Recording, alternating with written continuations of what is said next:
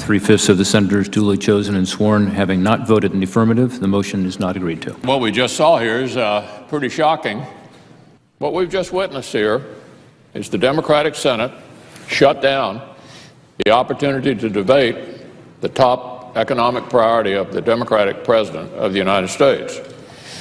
Well, Senate Majority Leader Mitch McConnell maybe having a little bit too much of enjoyment out of this thing, even though he wants the bill to pass too. Yesterday's vote to reject the so-called fast-track measure on the administration's trade bill, that was a big surprise McConnell was talking about. That's a great place also to bring in John Gizzi and start our roundtable by adding Liz Peek, political columnist as well. Good to have you with us, Liz. Thanks for having me. All right, let's start with you, though, John. When you heard that the Democrats had actually succeeded in ending the debate on this bill, was it a surprise for you as well?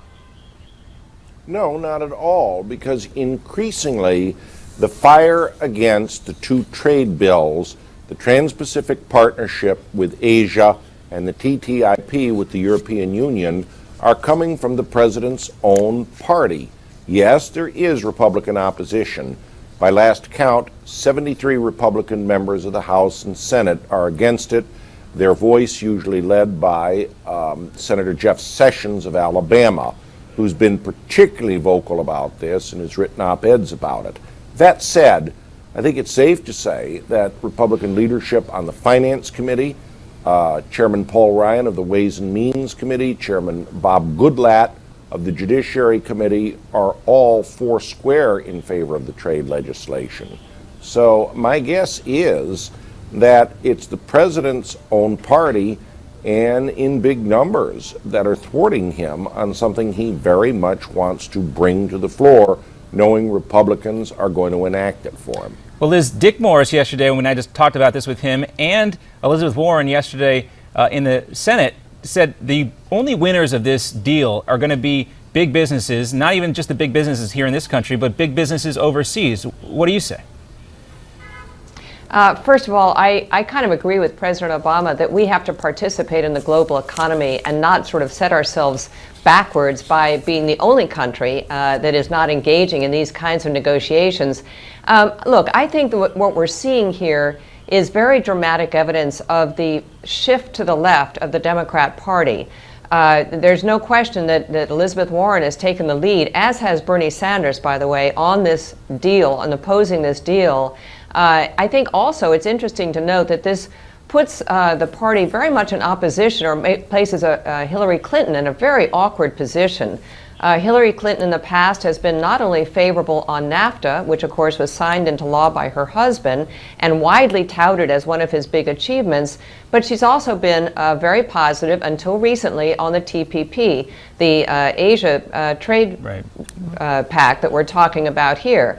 So I mean, I think it's, it's just sort of a heads up to America that this is kind of the way the Democrat Party is leaning. And last comment I'd make is, even the New York Times acknowledged today that the president has not in 7 years really worked Congress. And this is now finally, he can't really blame Republicans here. This is his own party saying, look, you haven't done much for us.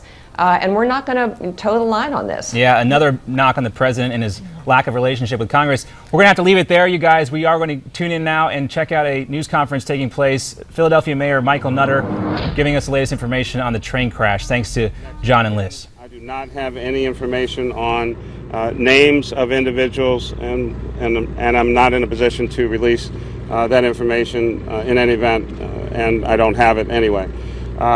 We just took another site visit with our two senators.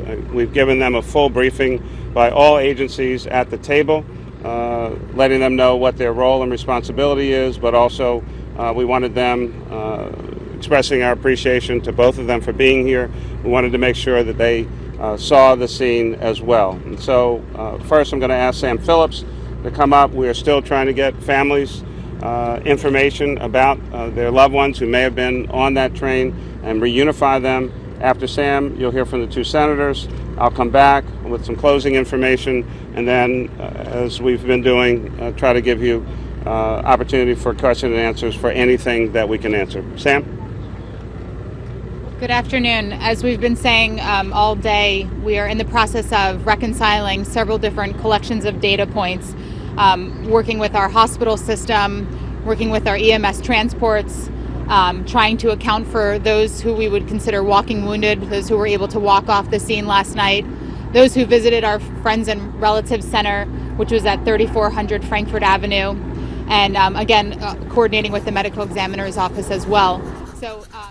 All right, right there you're listening to Sam Phillips, who I believe is the Director of Emergency Operations there on the scene there in Philadelphia. Mayor Michael Nutter also there commenting that they are still trying to reunify victims of this crash with family members who are reporting. So they're not releasing those names, obviously, until they are able to notify family members. This is very normal to do, very routine in any incident like this. Yeah, but still, potentially missing people out there still, and the death toll now up to 7. Continue to get the latest information. We're going to step aside for a brief commercial break and be right back with you right after this.